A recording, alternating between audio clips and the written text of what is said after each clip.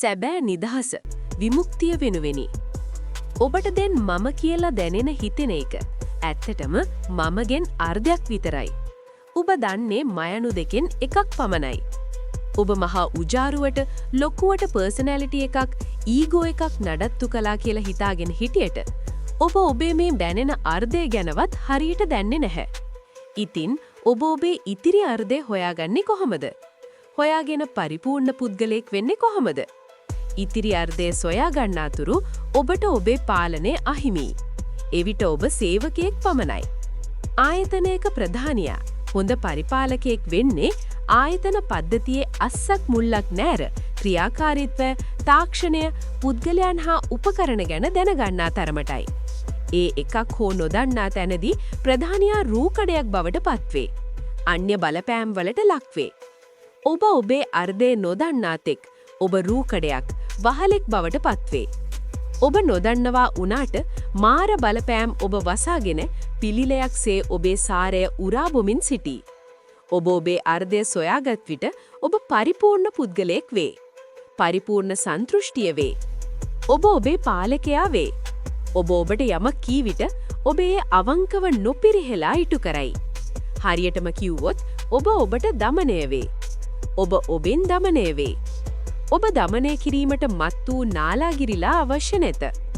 නාලාගිරිලා ඔබේ දුහුවිල්ලකවත් තරම් නොවේ. ඔබ ඔබ ගැන සර්වඥයි. මම දෙක දැන් මමසේ පූරණ වී ඇත. ඔබ ඔබට බණ කියන්න පටන් ගනී. පෙර නෑසු දහම. මේ ඉතිරි මයන්න මොකක්ද? කවුද? ඒ ඔබට දැන් මම දැනෙන එකේ සමාන හා ප්‍රතිවිරුද්ධ ස්වභාවයයි. ඔබට දැන් සීතල දැනෙනවා යයි සිතමු.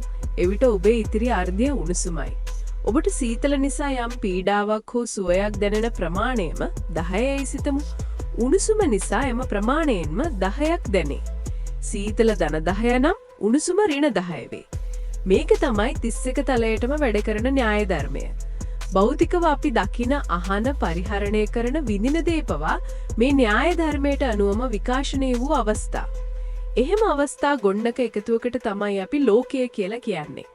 ඉතින් මෙහෙම කිව්වා, ලිව්වා, කියවුවා කියලා ඔබේ භාගය ඔබට හමු වෙන්න සුදුසුකමක් වෙන්නේ. ඔබ ඊට අදාළ සුදුසුකම් ටිකයි සැපරිය යුත්තේ. මොනවද සුදුසුකම්?